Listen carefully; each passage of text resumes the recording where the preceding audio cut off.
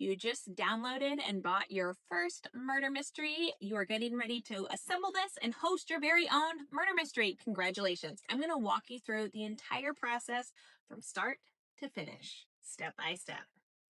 Step one, you're going to download the file to your desktop.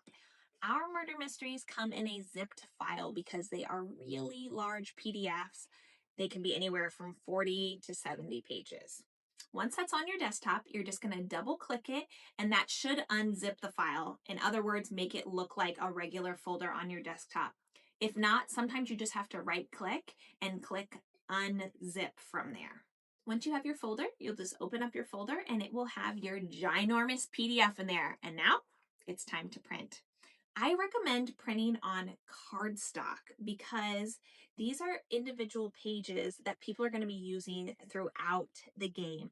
It will have a bio card with an intro that they're going to read. It'll have a round 1 and round 2 card that has tasks for them. And people are walking around holding their card, looking at it, handling it, and it just works a lot better if you have cardstock. So that's my recommendation. You certainly do not need it, but if you do want to use it, go to Amazon. It's like $10 to get a huge pack of cardstock. It doesn't really matter the weight, and pop that in your printer.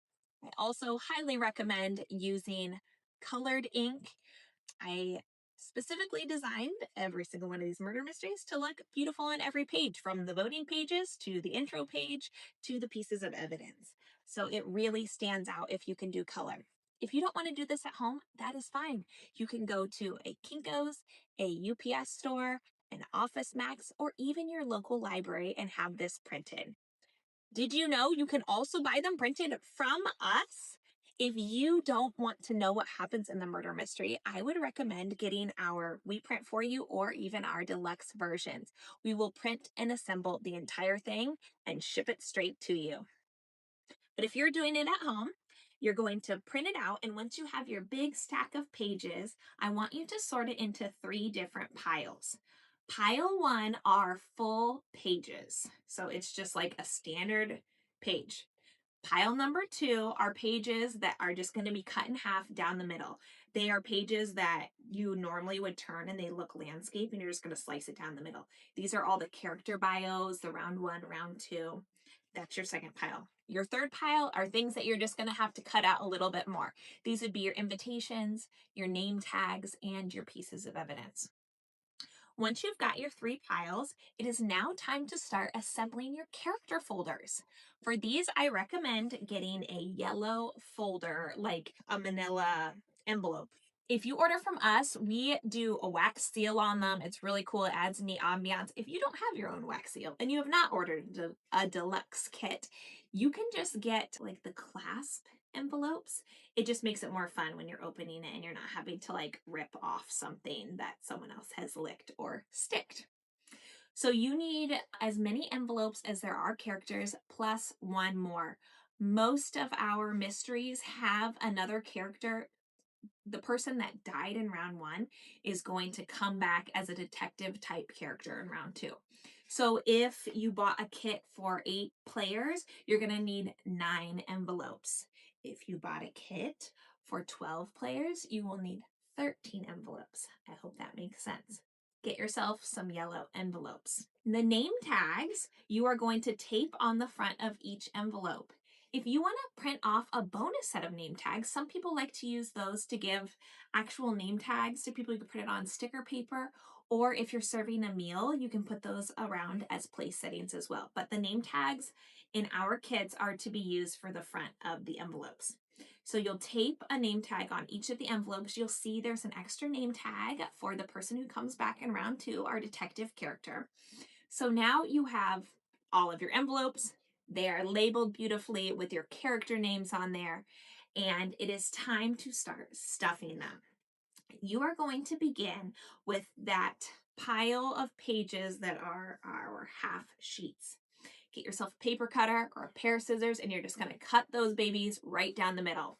These are your voting pages, your character pages, round 1, round 2, and some bonus cards in there. Take that pile and you are going to sort it. I like to lay out all of my envelopes. So I have all 9 envelopes laid out, and then I have my stack, and I'm just going to sort them. So if I am doing the jungle mystery, I would have my pile for Rosetta Stone, Ilsa Fields, and I would just put each character. First, I would start with the bio cards on each folder, then the round one, round two. There are a couple bonus cards you'll need to put in there as well. Now, the voting pages, you can choose to do two things with them. You can put the voting pages in the envelopes and they're ready to go. When it's time to vote, you'll just tell the people, reach into your envelopes and pull out your voting pages. Or this is my preference because as the host, I like to be a little bit more in charge and I don't want people peeking or doing anything out of order or getting confused. The nice thing about being in control is it also helps people follow the rules. So I like putting those voting pages separate and I will just pass those out as the host when it is time to place your guess. Now, the last thing that's going to go in each envelope are those pieces of evidence. So by now you have already gone through that half sheet pile and we have our pile of random things we need to cut out. So again, you have already cut out the name tags from there, but you will have the invitations and the pieces of evidence. The evidence need to be cut out. You can choose to laminate them if you want. You can leave them as is, but there is a card that tells you who gets each piece of evidence. So it might say the magician's assistant will get this telegram, so you will put that in Poppy Prestige's envelope. Once you have all of that, go ahead and stuff each pile into the envelope. Here's the order I want you to do. Character bio. This has their name at the top. Round one, any round one bonus cards. Round two, any pieces of evidence. If you choose to put the voting page, that will go in last. That's the order. It just helps people stay in order and not peek ahead accidentally. That's going to go in your folder. And the reason I like the clasp is because you can clasp them closed. And if you forget something or you accidentally put something in the wrong place or you need to reprint something or whatever, you can just unclasp it. It's not taped shut or glued shut or licked shut. You can just open it easily and make the change. So now all of your envelopes are stuffed and you can set those aside. Now it's time to look at the last few pieces in this miscellaneous cup pile, and those are your invitations. If you choose to do invitation, you're going to need some envelopes and you can address those and send them to people. It's so fun to get mail. One of the reasons we started our company is because we want to gather people together. We believe in community, we believe in fun, and we believe in human interaction. So we want to get people together. And one of the ways that you can actually live in the world and not be addicted to technology all the time is going to a party. And not only going to a party, but going to a party that you are invited to with an actual paper invitation. It just sets the stage. If you send out paper invites, it makes people feel a little bit more special. If they know about their character ahead of time, they can start preparing for costumes and things like that. So I really hope you do use those invitations. Those can be addressed and sent out. If you want to assign characters ahead of time, you'll look at your character list and you're basically just going to typecast people. For our character list, we list the names of the characters. They have fun names like Magnus the Magnificent, but then it also tells you who they are. So he would be a magician. If you are doing our Desert Palace mystery, they just have really simple names like the Royal Baker or the Royal Guard or the Carpet Merchant. So you can put those names on the invitations. Okay, we've worked through our two piles. Now we're going to tackle this full sheet pile. You're going to put yourself together a little host guide.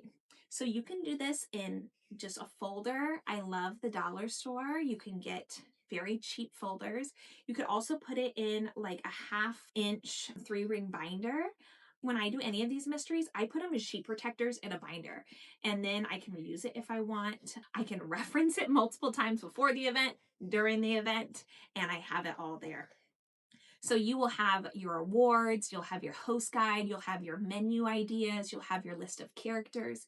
The other reason I like to put it in a sheet protector is because like when I do the list of characters and if people are coming and I have not assigned them a role, I can just check off who I've assigned them to. And I usually do that with dry erase marker and I can switch it if I want.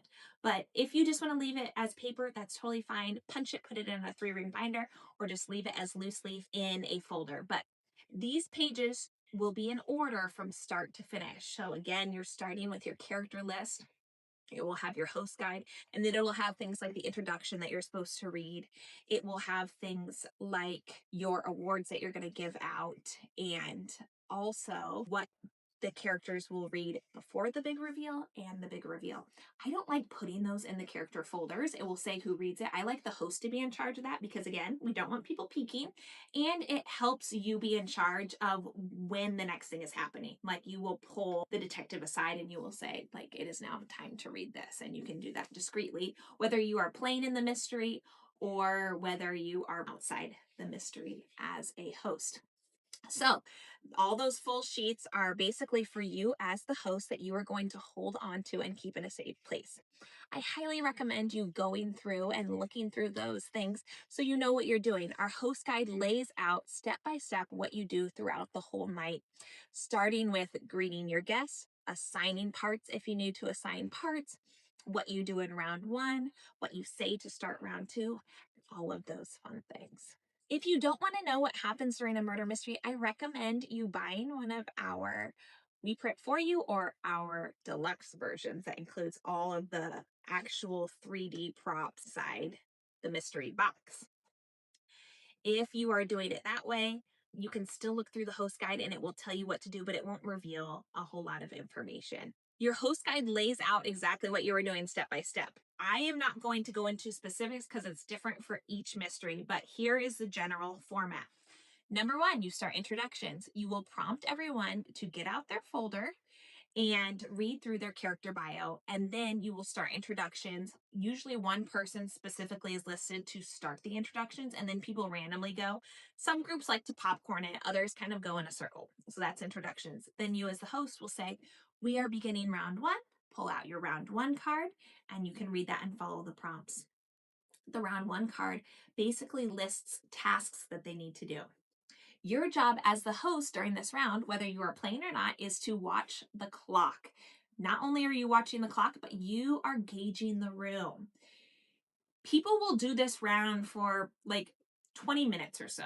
If you have less characters and people are less outgoing, maybe 15, you can prompt more talk from people by spreading rumors about other people or making sure you talk to every character, encouraging guests to talk to every single character. But this round is about 20 minutes. So you're going to kind of keep your eye on the clock, and then you're going to feel out the room. If people are just kind of done talking, they're just kind of wandering around, maybe people are eating more snacks or no one's really saying anything, that's your cue to move this along. So that is when you hand out your bonus cards. So these are bonus tasks to usually two players, which tells them that they need to go die or gather the group or something like that. You might be instructed as the host to turn off the lights. That's a very typical murder mystery thing, a very typical technique that just kind of lets everyone know, okay, round one is over. It lets the person who's dying know it's time for me to die. You'll leave the lights out, and you can even make a statement like, oh no, we must be having a power outage, or it looks like the train went through a tunnel. I don't know what's happening. Give them a little bit, I don't know, 15, 20 seconds, then turn the lights back on. Oh, thank goodness the electricity's back on. Oh, that was a really long tunnel. Whatever you would like to say to move the story along and to kind of get into it. Then you will discover the mystery. This could be a murder, someone's dead on the floor, or it could be that someone is missing. Someone in the group has a prompt telling them what to read at this point. They will know what to say, and they will gather the group. While they are doing that, or after they do that, your job is to dispose of the body, basically. So you help the person who died kind of get out of the room. And if you have someone who died, they will be changing into a new character. And this is so that they can participate in round two. So you're going to take them out of the room. You're going to give them their new folder. You're going to answer any questions they might have. You can just say, hey, you have a new character. Oh, can you believe that you died? That was kind of crazy. And then you'll tell them, go ahead and read through your bio. And when you're ready, you'll come in and you'll read your introduction to everyone else. You'll enter back into the room with the regular people. Everyone's there waiting. They might be discussing what's going on, and you will make a statement about who's going to show up, like, oh, I've just called a detective, or I think I hear some wrestling in the bushes. Could there be someone else who's not part of the party that would be coming on our expedition? And you're going to kind of set the stage for them for when they come. They will read their piece, and then you will tell everyone that we are beginning round 2. If you bought one of our deluxe kits and we have actual physical props, you can pass these out discreetly now. Otherwise, let people know if they have any evidence to reveal, it will be inside their folder.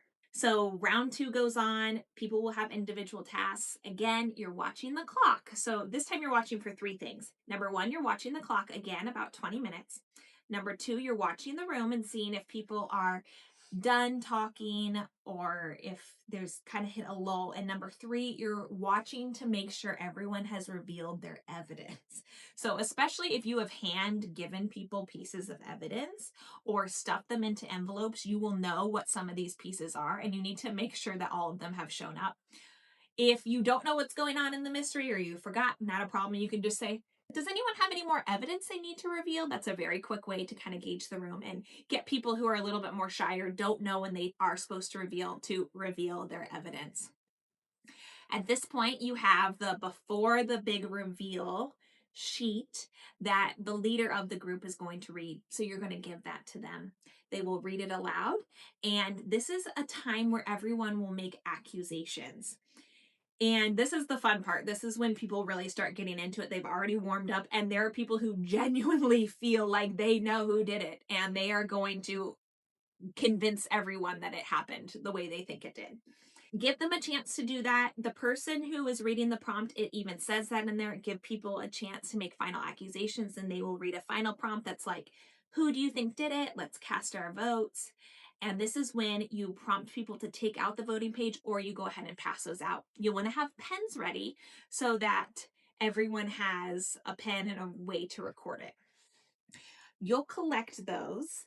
And as the host, you can handle this one of 2 ways. If you really want to be a part of the whole mystery, you can sit and allow the person who's doing the big reveal, you can sit and listen to the big reveal.